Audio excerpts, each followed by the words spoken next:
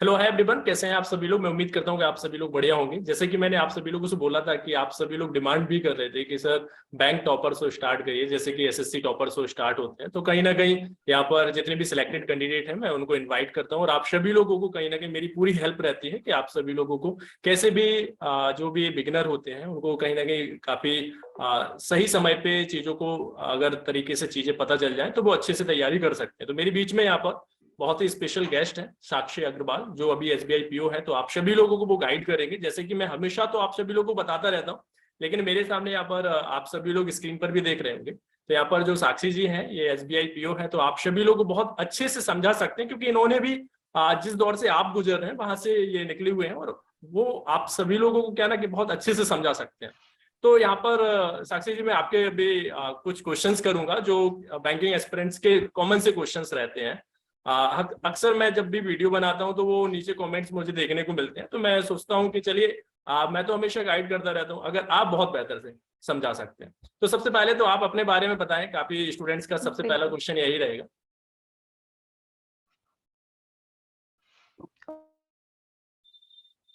Thank you, Abhishek, for the introduction. Hello, everybody. So my name is Sakshi Agarwal, and I cleared SBI PO in 2019. First attempt में ही clear किया था मैंने SBI PO, और banking में मैंने सिर्फ यही एग्जाम दिया था क्योंकि मुझे इसमें जाना था, अगर जाना था तो one target, one time and cleared. So yes, I was focused, I was happy. And इस सेशन में हम बात करेंगे कुछ टिप्स एंड ट्रिक्स के बारे में which will help you. Okay okay. Actually क्या है कि सबसे पहला ही कॉमन क्वेश्चन ये है कि जैसे आपने बोला 2019 में आपने क्रैक किया था एसबीआई पीओ, और तो सबसे पहली बात यही है कि आपके मतलब कैसे आपको लगता है कि आपने मतलब आप अपना पहले ग्रेजुएशन बता सकते हैं कि आपने किस फील्ड में किया था।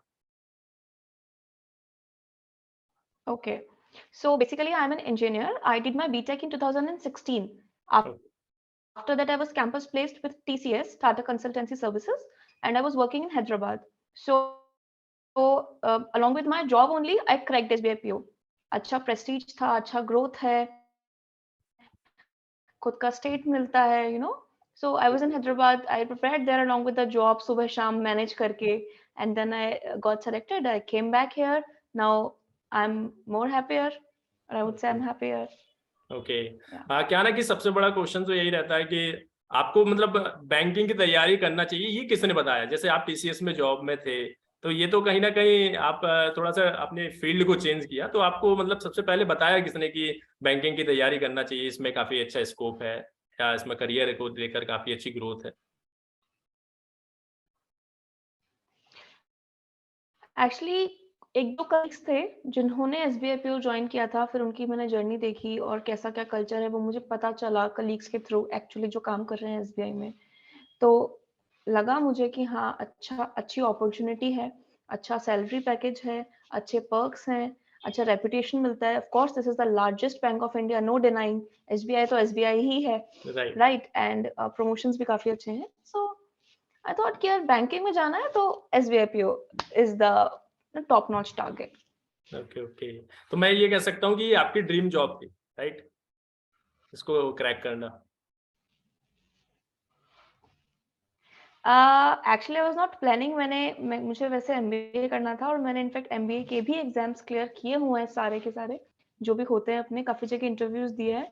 तो एसबीआई क्लियर करना मेरे लिए थोड़ा सा इजी हो गया था, तो थोड़ा सा शिफ्ट था, बट हाँ ठीक है. Okay okay. एक्चुअली क्या है कि देखो जब हम इंजीनियरिंग करते हैं ना, तो बहुत से स्टूडेंट अभी बैंकिंग एस्पिरेंट्स जो बिगिनर होंगे वो उन्होंने भी ऑलरेडी इंजीनियरिंग की होगी। तो मैं क्वेश्चन मेरा ये रहेगा कि कंपटीशन, जैसे अगर हम बात करें क्वांट, रीजनिंग और इंग्लिश, थोड़ा सा इंजीनियरिंग में क्या टेक्निकल सब्जेक्ट्स रहते हैं, तो यहाँ पर आपने मतलब किस तरीके से तैयारी की। मुझे मतलब आप सब्जेक्ट वाइज बताइएगा कि क्वांट को आपने कैसे पढ़ा, रीजनिंग को आपने कैसे पढ़ा और इंग्लिश को कैसे पढ़ा, मतलब कैसे तैयारी की आपने, किस चीज को फॉलो किया, कैसे आपने अपने आपकी तैयारी को बेस्ट की। सबसे पहले अगर आप किसी एग्जाम को टारगेट कर रहे हो तो आपको ये बताना चाहिए कि सिलेबस क्या है, कितना टाइम और कितने क्वेश्चंस हैं. उसकी बहुत क्लियर अंडरस्टैंडिंग होनी चाहिए, क्योंकि कंपटीशन इतना है कि हम कुछ छोड़ नहीं सकते हैं, ना ही हमारे पास इतना टाइम है कि हम कुछ एक्स्ट्रा पढ़ें. तो आप प्रीवियस ईयर मॉक टेस्ट आपको मिल जाते हैं आइडिया से जो होते हैं, प्रीवियस ईयर रनिंग पेपर्स मिल जाते हैं, आप एक रफ आइडिया या रफ टेस्ट ले सकते हो। उसके अलावा बहुत सारे आपको प्लेटफॉर्म से मॉक टेस्ट सीरीज मिलती है, तो 1-2 मॉक टेस्ट दे लो पहले, फिर आपको समझ आएगा कि अच्छा मैं इसमें अच्छा हूँ या इसमें अच्छी नहीं हूँ। इसमें अच्छे नहीं हूँ, उन टॉपिक उस पर्टिकुलर टॉपिक के अच्छे से 15-20 क्वेश्चंस प्रैक्टिस करो, यू नो। और अगर आपको लग रहा है कि किसी पर्टिकुलर सेक्शन में ज़्यादा वीक हो तो उस सेक्शन में ज़्यादा फोकस करो, और practice practice practice is the key. अच्छे से प्रैक्टिस करो, फिर मॉक टेस्ट दो, फिर एनालाइज करो, फिर practice, mock test, analyse. I think जितना रिपीटेडली आप इस चीज प्रोसेस को करोगे उतना ही आपको बेनिफिट मिलेगा, बिकॉज ऐसा नहीं है कि सिर्फ आप पढ़ रहे हो और एग्जाम में चले गए। मॉक टेस्ट देना भी बहुत जरूरी है ताकि आपको पता चले कि एक्चुअली युद्ध का मैदान दिखता कैसा है। Right right. हाँ, क्या ना कि तो मेरी स्टूडेंट प्रिपरेशन में mock test played a role. Okay, student demand करता है टॉपिक वाइज पढ़ाइए सर, टॉपिक वाइज। और वो क्या ना एग्जाम जब तक मतलब एंड तक एग्जाम, जैसे मान लो कि मार्च में एग्जाम है, तो वो एंड तक एग्जाम के मान लो कि 2 तारीख को स्टार्ट हो रहा है, तो वो टॉपिक वाइज ही पढ़ता रहता है। और काफी स्टूडेंट्स को मैंने देखा कि वो मॉक टेस्ट पे फोकस ही नहीं करते हैं। तो मॉक टेस्ट आपके नज़र में काफी इंपॉर्टेंट है, और मैं भी कहना चाहूंगा स्टूडेंट्स को कि मॉक टेस्ट काफी इंपॉर्टेंट है। और अगर देखा जाए तो 50% कहीं ना कहीं ये रोल प्ले करता है कि अगर आपने मॉक टेस्ट नहीं दिए तो आपकी जो तैयारी है वो इनकम्प्लीट है, क्योंकि आप अपने आप को कैसे चेक करेंगे, राइट?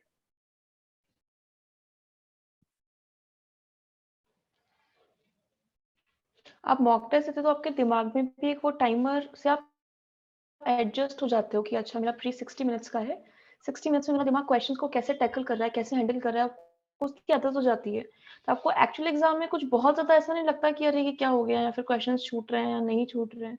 आप मॉक टेस्ट में करो, जितनी गलतियां आपको करनी है उनसे सीखो, और फिर अपना एग्जाम में बेस्ट देने की कोशिश करो।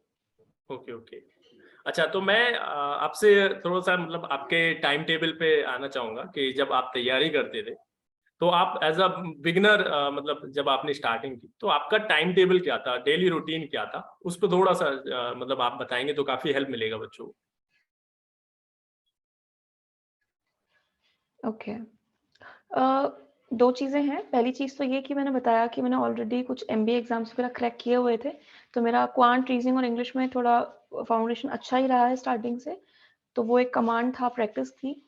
उसके अलावा मैं वर्किंग थी, तो मेरे पास बहुत ज़्यादा टाइम नहीं था, काफ़ी बिजी स्केड्यूल रहता था। तो मुझे उस वक्त ये था कि यार वो तीनों सेक्शंस जो अच्छे हैं उनको और अच्छा करना है, प्लस करंट अफेयर्स जो मेरा है मेंस का, वो मुझे पैरेलल लेके चलना है, बिकॉज वो तो मार्क्स दिलाएगा ही। उसमें जितना आप मैक्सिमम करोगे, क्विक टाइम, क्विकली आप कर सकते हो, वो एक बहुत ऐसे लेने वाले मार्क्स हैं। कुछ लोग करते हैं कि प्री के बाद शुरू करते हैं करंट अफेयर्स, बट मेरा ऐसा नहीं था। मैंने डे 1 से करंट अफेयर्स किए थे और बहुत ज़्यादा वेटेज दिया था उसको भी। तो मैं अर्ली मॉर्निंग उठ के, बिकॉज सुबह यहाँ शाम ही पढ़ सकती थी सिर्फ, तो अर्ली मॉर्निंग उठ के मैं अच्छे से करंट अफेयर्स वगैरह पढ़ती थी, डेली का, कभी मंथली का भी, वीकली का भी। मैं करंट अफेयर्स के भी क्विजेस देती थी, लाइक 2 प्लेटफॉर्म से आपने पढ़ा, किसी भी 2 अलग अलग प्लेटफॉर्म से पढ़ा, और किसी तीसरे प्लेटफॉर्म का आपने क्विज दे दिया, मॉक दे दिया। उससे आपकी नॉलेज भी वो होती है, और प्लस आप कुछ छोड़ नहीं रहे हो, वो भी इंश्योर हो जाते हो कि हाँ सब कवर कर लिया। तो जनरल अवेयरनेस मैं डेली करती ही करती थी। जो मैं रिपीटेडली करती हूँ उसको मैं नोट डाउन करती थी, उसको रिवाइज करती थी बहुत ज़्यादा, और इवनिंग में भी रिपीटिशन और मॉक टेस्ट वगैरह देना। तो बेसिकली मैंने बाकी तीनों सब्जेक्ट्स के लिए तो मॉक टेस्ट ही दिए हैं। कभी मुझे लगा कि कहीं गलतियां हो रही हैं ज़्यादा, तो उसको पढ़ लिया थोड़ा सा, वापस मॉक टेस्ट दिए, वापस एनालाइज किया। और करंट अफेयर्स मैंने नहीं छोड़े। ये बहुत इंपॉर्टेंट है कि आप करंट अफेयर्स को अच्छे से करो, काफी अच्छे से आप मार्क्स गेन कर सकते हो उसमें। अच्छा, तो मैं एक और भी क्वेश्चन करूंगा, इसी से रिलेटेड रहेगा कि आप सब्जेक्ट वाइज, जैसे आपने मतलब आपका जो डेली रूटीन में आप कैसे पढ़ते थे, मतलब तीनों सब्जेक्ट को, मतलब जैसे रीजनिंग, कॉर्ड, इंग्लिश की बात करें तो ये मेन है, तो क्या एक ही दिन आप पढ़ते थे या अलग अलग शेड्यूल था इनका, कैसे मतलब आप पढ़ते थे इसको? ओके। सी करंट अफेयर्स तो एक फिक्स था, वो तो क्योंकि आपको रिविजन चाहिए ही आपके दिमाग को। करंट अफेयर्स के साथ कभी क्वांट कर लिया, कभी 2 दिन रीजनिंग कर लिया, कभी 2 दिन इंग्लिश कर लिया, और सेक्शनल टेस्ट दे लेती थी मैं कई बार, जैसे वर्बल का एक सेक्शनल टेस्ट दे लिया, क्वांट का सेक्शनल टेस्ट दे लिया। कोई टॉपिक में प्रॉब्लम हो रही है तो उस टॉपिक का टेस्ट दे लिया, ऐसे ऐसा करके बस। ओके तो ओके। 2 सब्जेक्ट्स आप कंबाइन करके पढ़ लो एक दिन में, 2 सब्जेक्ट्स। और अगर आप वर्किंग नहीं हो तो आपके पास ज़्यादा टाइम है, तो मे बी आप 3 सब्जेक्ट्स भी ले सकते हो, तो बेसिकली कोई फुल प्रूफ स्ट्रेटेजी नहीं है, बस आपको ये फिगर आउट करना है कि आप पे क्या सूट कर रहा है, आप पे क्या वर्क कर रहा है, आपको कितना कॉन्फिडेंस है, आपको क्या चाहिए, वो आपको अपने आप से एक बार इवेल्युएट करके फिर वो समझना होगा, क्योंकि मैं कहती हूँ कि हर स्टूडेंट की स्ट्रेटेजी और तरीका अलग होता है। Okay okay. हाँ, क्योंकि सभी का टाइम टेबल अलग होता है, कोई जॉब में रहता है, कोई जॉब में नहीं रहता है, तो थोड़ा सा टाइम टेबल तो अलग अलग हो सकता है, चेंजेस हो सकते हैं। किसी के एक प्रॉपर तरीके से हम टाइम टेबल को फॉलो भी नहीं कर सकते, क्योंकि हमें अपना पर्सनल पता होता है कि हमें कब टाइम मिल रहा है। आप डे में पढ़ सकते हैं या मतलब नाइट में पढ़ सकते हैं, ये अलग अलग डिपेंड करता है। लेकिन आपने जो स्ट्रेटेजी बताई वो काफी हेल्प करेगी कि प्लस इस तरीके से पढ़ना चाहिए। प्लस मेरा थोड़ा सा ये भी होता है कि कुछ स्टूडेंट्स लॉन्ग सिटिंग देते हैं, मैंने देखा है कि 5-5 6-6 घंटे लगातार पढ़ते हैं, मैं उनमें से बिल्कुल नहीं हूँ। मैं आधे पौन घंटे में मुझे कुछ ना कुछ या तो खाना होता है या अच्छा अच्छा। कहीं जाना होता है, मुझे फ़ोन दिखता है। तो मैं बहुत छोटे-छोटे ब्रेक्स में पढ़ती हूँ। छोटे ब्रेक्स में इफ़ेक्टिव भी रहता है। उस वक़्त जब पढ़ती हूँ तब मैं कोई डिस्टर्बेंस नहीं लेती, सो छोटे-छोटे ब्रेक्स में पढ़ती हूँ मैं, वो चीज़ भी है मेरे साथ एक। तो वो आपके ऊपर है कि आप दिन में सुबह 3 घंटे पढ़ के पूरे दिन मज़े करते हो या फिर आप ब्रेक्स में पढ़ते हो, right. Whatever works for you यार, फिगर आउट दैट एंड वो करो। Okay okay. मैंने एक ऑब्जर्व किया है कि काफी स्टूडेंट्स करते क्या है कि वो जब अपनी तैयारी को शुरुआत कर देना, तो वो क्या करते हैं कि काफी बुक्स का कलेक्शन करते हैं। और मैंने देखा उनके टेबल पे काफी बुक्स रखी रहेंगी, और वो क्या ना, फिर बुक्स को लेकर तो आते हैं, उनको जोश भी रहता है। जब वो बुक्स का कलेक्शन देखते हैं ना, तो फिर उनका लगता है कि बहुत सिलेबस बहुत बड़ा है, कैसे कंप्लीट करेंगे। तो इसके बारे में कैसे, मतलब हम कैसे इजी वे में तैयारी को कर सकते हैं, किस तरीके से करना चाहिए कि एक ही बुक इनफ है एक सब्जेक्ट के लिए, या डिफरेंट डिफरेंट बुक्स को हमें फॉलो करना चाहिए?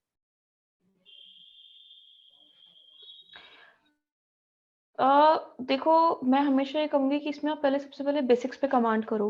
ऐसा नहीं है कि हमें कुछ रॉकेट साइंस पढ़ना है बहुत ज़्यादा हाई जाके।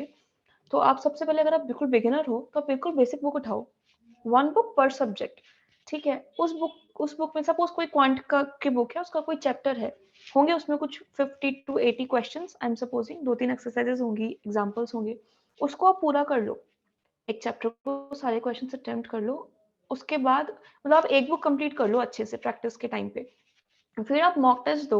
आई थिंक आपको सेकंड बुक की ज़रूरत पड़ेगी ही नहीं, बिकॉज़ इनफ प्रैक्टिस हो जाती है, अपन एक बुक कवर कर ही लेती है। कोई भी बुक उठा लो, आप कोई पर्टिकुलर मैं सजेस्ट नहीं करूँगी। व्हाटएवर सूट्स यू, जो भी आपके पास हो क्वांट की, तो उसके बाद आप मॉक टेस्ट दो। अगर आपको फिर भी लग रहा है कि यार फिर भी मैं लैग कर रहा हूँ मॉक टेस्ट में, तब आप दूसरी बुक उठाओ ओके ओके। और कॉम्प्रिहेंसिवली पहले सारे सब्जेक्ट्स को सारे टॉपिक्स को कवर करो एक बुक से। बहुत ओके। ज़्यादा बुक्स की ज़रूरत नहीं है, ऐसा नहीं है कि 3-4 बुक्स पढ़नी है हमें। राइट। क्योंकि कंटेंट तो वही रहता है ना, डिफरेंट डिफरेंट बुक्स को भी अगर हम रखेंगे तो कंटेंट तो वही रहेगा।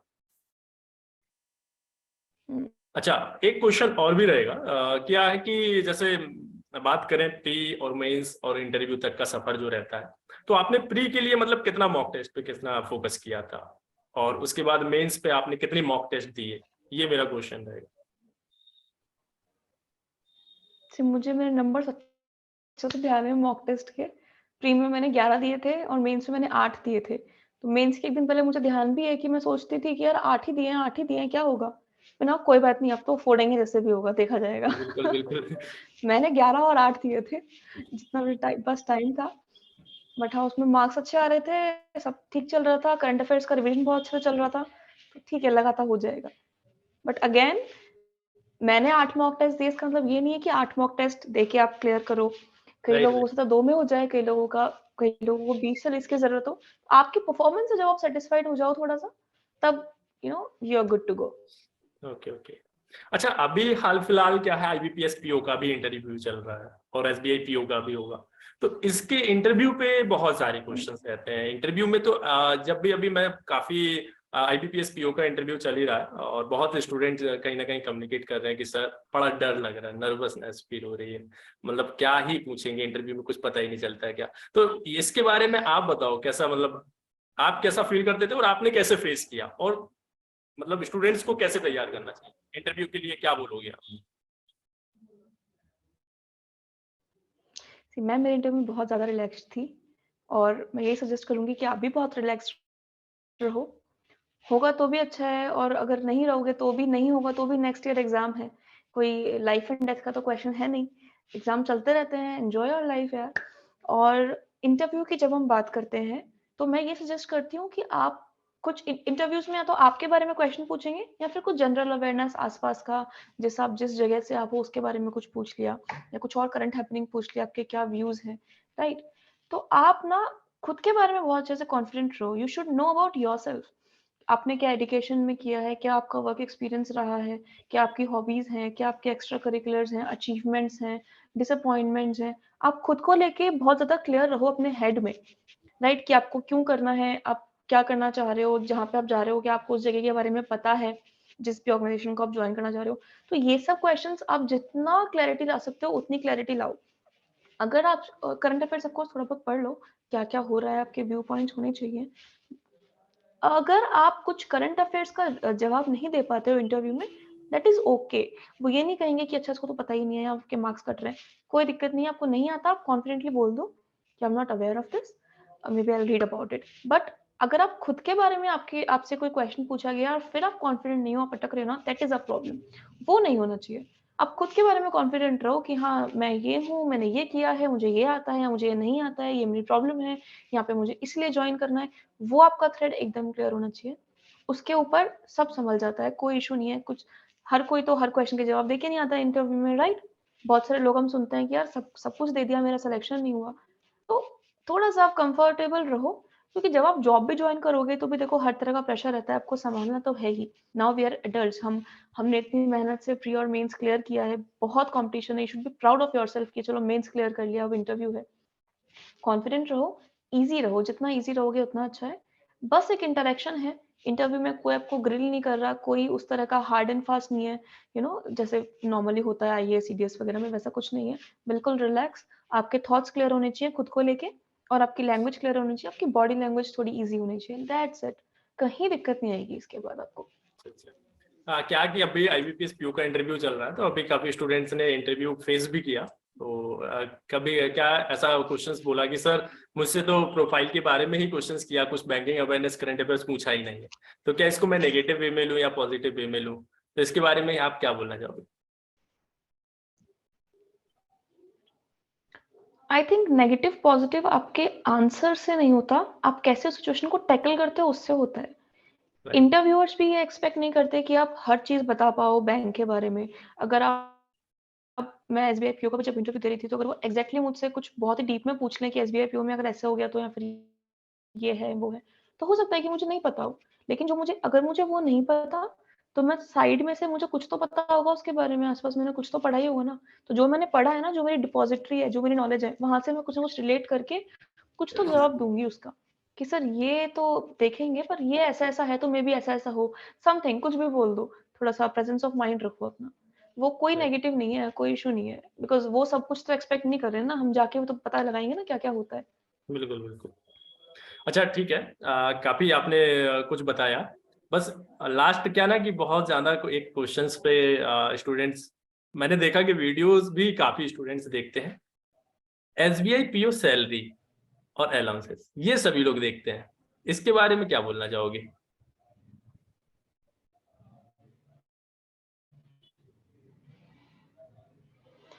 Okay, it's worth it, you should go for it. अच्छा अच्छा, चलिए तो। एंड सबसे अच्छी बात यह है कि एसबीआई अपने आप में एक अलग ही बैंक है। आप कहीं जाते हो, जैसे जहाँ पे मैं काम करती हूँ, इतने सारे आपके कनेक्शंस हो जाते हैं ना। जब कस्टमर डीलिंग कर रहे हो, आप एक की रोल की पोजीशन हैंडल करते हो, आपको डॉक्टर्स जानते हैं, वहाँ के लॉयर्स जानते हैं, बहुत सारे लोग जानते हैं, आप कहीं पे भी जाते हो, पीपल रिकॉग्नाइज यू। आज ही मैं इनफेक्ट हॉस्पिटल में गई थी, आई वाज स्टैंडिंग देयर, और मुझे किसी ने पूछा, वहाँ पे एक था, उसने मुझे बोला कि मैम आप तो एसबीआई में है। अच्छा नमस्ते मैडम, बैठिए। तो इट फील्स गुड, आपको एक रिकॉग्निशन वाली फीलिंग आती है। तो राइट बहुत सारे कनेक्शन होते हैं। आई थिंक पैसे के ऊपर वो चीज भी एक होती है कि हाँ, you are something, people know you, आपके रिलेटिव्स जानते हैं एसबीआई में है। हर किसी को काम होता है बैंक से, हर किसी को फ्रेश नोट्स भी चाहिए, अपना अकाउंट भी सही चाहिए, कभी पैसा ट्रांसफर भी करना है, सब कुछ ही करना है, राइट। तो सब रिश्तेदार आपको फोन भी करते हैं, आप कनेक्टेड फील करते हो, इट्स नाइस। आप राइट वो जर्नी डेफिनेटली एंजॉय करोगे। Right right. क्या कि अगर देखा जाए तो या पूरी इंडिया की ही बात करें, एक दो स्टेट को छोड़कर सभी लोग क्या ना कि अक्सर गवर्नमेंट जॉब या ऐसे रेपुटेटेड जॉब को मतलब काफी मतलब प्रेफर करते हैं और काफी रिस्पेक्ट भी देते हैं। अगर रिश्तेदारों की भी बात करें तो अगर गवर्नमेंट जॉब हो जाए तो काफी कॉल वगैरह आने लगती है कि अरे वाह बहुत बढ़िया, कॉन्ग्रेचुलेशन। अगर प्राइवेट जॉब के नाम पे क्या ना कि बोले अरे ठीक है तैयारी करते रहो साथ में, लेकिन सैलरी भी अगर अच्छी मिल रही हो, लेकिन फिर भी सरकारी नौकरी पे ज्यादा फोकस करते हैं, बोलते स्टेबल नहीं है यहाँ पर, क्या नहीं है।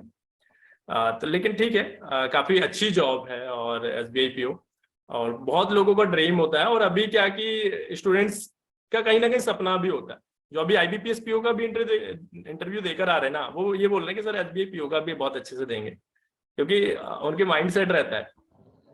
और और कुछ एसबीआई पीओ के बारे में कुछ बोलना चाहोगे पॉजिटिव, और न्यू बिगिनर के लिए क्या कहना चाहोगे? सॉरी, पॉजिटिव और मैं ये बोल रहा हूँ न्यू कि अभी बिगिनर। एसबीआई पीओ के लिए पॉजिटिव क्या बोलना चाहोगे, और भी चीजें जिससे कोई बिगिनर है उसको मोटिवेशन मिले कि हाँ मुझे अब एसबीआई पीओ कैसे भी फोड़ देना है, कैसे भी सिलेक्शन लेना है।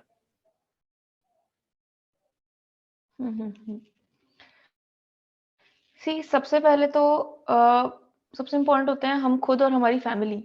तो एक ऑफ कोर्स एक इंडिपेंडेंस आती है आपको financial, your family feels good कि हाँ हमारा बेटा या हमारी बेटी एसबीआई में है, that they will always say, हमेशा आपको इंट्रोड्यूस करेंगे पहले से कि हाँ उसकी जॉब लगी है। तो ना वो चीज रहती है, ऑफ कोर्स हम पेरेंट्स को एक सेटिस्फेक्शन देते हैं, खुद को हमें कोई टेंशन नहीं होती, हम फाइनेंशियल इंडिपेंडेंट हो जाते हैं। अगर आप बैंकिंग में ही कोई जॉब देख रहे हो तो of course this is the best, SBI PO is the best. अच्छे पर्क्स हैं, अच्छे अलाउंसेस हैं, वो मैं मेंशन कर ही चुकी हूँ, सबको पता ही है, सब सब स्टूडेंट्स को पता होता है, वो सबसे पहली वीडियो सही कह रहे हो वही देखते हैं, राइट? और अच्छा रिकॉग्निशन है, अच्छा काम है। एसबीआई में काफी डाइवर्स आप काम करते हो, आप फॉरेक्स में जा सकते हो, लोन्स में service manager, this and that, काफी अच्छी अपॉर्चुनिटीज ऑफर करता है, ब्रॉड अपॉर्चुनिटीज भी ऑफर करता है आपको। सो लाइफ हैपनिंग रहती है, अब it's up to you of course again कि आप कैसे हैंडल करते हो, कैसे हैंडल नहीं करते हो। वर्क प्रेशर ऑफ कोर्स है, काफी बड़ी बैंक है, बहुत सारे हमारा कस्टमर बेस हमारा काफी स्ट्रांग है, वो सब चीजें चैलेंजेस तो रहेंगे ही, but yeah, it's good, so go for it, and if there's anything I'm always ready to help. मुझे एक क्वेश्चन दिमाग में आया, थोड़ा सा अलग है, डिफरेंट है। क्या ना कि स्टूडेंट्स नहीं, काफी लोग भी बोलते हैं कि एसबीआई बैंक में जो मतलब एम्प्लॉय होते हैं ना, उनका मतलब ऐसा लगता है कि रूड हो जाते हैं वो काफी, मतलब प्रॉपर तरीके से काम करते ही नहीं, घुमाते हैं। ऐसा है क्या, सच्चाई है क्या ये? बोलते सर्वर डाउन बता देते। नहीं, मैंने कभी ऐसा नहीं देखा कि सर्वर डाउन ना हो और बोला हो सर्वर डाउन है, बहुत ही रेयर ओकेजन्स में होता है ही इतना लोड सर्वर पे एक्चुअली कि कभी कभी होना तो ऑब्वियस है, इतना बड़ा हम सिस्टम मैनेज कर रहे हैं। हमारे पास अगर आप प्राइवेट बैंक्स देखो तो बहुत लिमिटेड या फिर कुछ टीयर कस्टमर्स हैं, एसबीआई के पास सब चीजें हैं, गवर्नमेंट की स्कीम्स भी इनसे रोल होंगी, आपके जनधन अकाउंट्स भी यही हैं, हम छोटे छोटे मुद्रा लोन्स भी हम सोर्स करते हैं, सब चीजें हम करते हैं, हम हर तरह के कस्टमर को कैटर करते हैं, छोटे से लेकर बड़े तक। तो ऑब्वियसली रश और आपको हमेशा खचाखच भरी हुई भी मिलेंगी ब्रांचेस, और ऐसी बात नहीं है कि कस्टमर को फालतू में यहाँ घुमाया जाता है, बिल्कुल वैलिड जो चीजें होती हैं वो तो होंगी, प्रोसेस जो है वो तो होगा ही। कभी कभी of course because of rush और वो सब चीजें स्टाफ की शॉर्टेज हो जाती है, कई बार कोई अगर लीव पे है तो कस्टमर थोड़ा सा मे भी सफर करे, but we always try to deliver the best, और अच्छा एम्बियंस रहता है, नॉर्मली हम लोग ट्राई करते हैं कि सबको अच्छे से ही हेल्प करें, सपोर्ट करें। नहीं नहीं, मैं एसबीआई अकाउंट होल्डर हूँ और मेरा खुद ही है, मैं तो हैप्पी हूँ। लेकिन मैंने ऐसा सुना है, मैंने कहा ऐसा तो नहीं है बिल्कुल भी, लेकिन मैंने कहा चलो आपसे बातचीत हो रही है, आपसे डिस्कशन हो रहा है, तो आपसे ही पूछ लेते ये क्वेश्चन। अभी ऑनलाइन की तरफ सब जा रहे हैं, ऑब्वियसली अपन तो यंगस्टर्स हैं, हम जाते ही नहीं है बैंक में, सब चीज ऑनलाइन हो जाती है आजकल। इनफैक्ट हमारे जो पेरेंट्स भी हैं वो भी ऑलमोस्ट यूज करते ही हैं, सो इतना जरूरत ही नहीं पड़ती पहले तो आजकल जाने में। हम लोग भी खुद प्रमोट करते हैं कि डिजिटली आपका जो काम घर बैठे कंफर्ट में हो रहा है उसके लिए बैंक क्यों आना। So basically things of course time के साथ और बेटर होंगी, सर्विसेज बेटर होंगी, चीजें अपग्रेड होंगी एसबीआई में भी। सो कस्टमर के सेटिस्फेक्शन लेवल हम ट्राई करेंगे कि हर तरह से बढ़ाएं और सब चीजें कन्वीनियंस ज्यादा हो। चलिए ठीक है। काफ़ी क्वेश्चंस मैंने किए, और मैं स्टूडेंट्स को जितने भी लोग इस इंटरव्यू को देख रहे हैं, मैं यही कहूँगा कि अगर आपका और भी कोई क्वेश्चन है तो आप वीडियो के नीचे कमेंट कर सकते हैं, और आपके क्वेश्चंस को जरूर कवर अप किया जाएगा। और हमारे साथ अभी जो भी मैम है वो कनेक्ट होते रहेंगे और आपकी काफ़ी हेल्प करेंगे। और मैं पूरी पूरी उम्मीद करूंगा कि जितने भी लोग हैं मुझसे जुड़ रहे हैं और सभी लोग जुड़ सकते हैं। और कहीं ना कहीं मैं यहाँ पर जितने भी सिलेक्टेड कैंडिडेट्स हैं उनका इंटरव्यू कराने वाला हूँ। और आपने काफ़ी अच्छी स्ट्रैटेजी बताई और मुझे काफ़ी अच्छा लगा रहे आप इस प्लेटफॉर्म पर आए। आपको तो सबसे पहले थैंक यू बोलना चाहूँगा। और जितने भी मेरे बिगनर जितने भी बैंकिंग एस्पिरेंट्स हैं वो उनसे भी कहना चाहूँगा कि जिस तरीके से साक्षी मैम का इंटरव्यू चल रहा है, मैं उम्मीद करूंगा कि आपका भी इंटरव्यू मैं ले सकूं तो जल्दी जल्दी से सभी लोग सिलेक्ट हों। और मैं जो मैंने यहाँ पर स्टार्ट किया इंटरव्यू की शुरुआत वो काफी Yes. पॉजिटिव हो। लास्ट में आप क्या कहना चाहोगे, स्टूडेंट्स को कुछ बोलना चाहोगे? अभिषेक ने बहुत अच्छी बात कही कि एस्पिरेंट से लेकर चैनल पे फाइनल सेलेक्टेड स्टोरी हम कैप्चर करना चाहेंगे, वो बहुत ही अच्छा मोटिवेशन है। स्टूडेंट्स को सबको मैं ऑल द बेस्ट कहना चाहूंगी। अपनी अपनी अपनी खुद की कमियां, स्ट्रेंथ्स, वीकनेसेस आइडेंटिफाई करो, उसके अकॉर्डिंग वर्क करो। और कुछ भी प्रॉब्लम्स हैं, we are always there to help you, can always comment. आप कनेक्ट कर सकते हैं अभिषेक सर से, मुझसे, कभी भी, any time, we are always available. All the very best, and you will definitely clear the exam this time. Okay okay, take care, all the best. Thank you, Abhishek, for having me. Okay, welcome.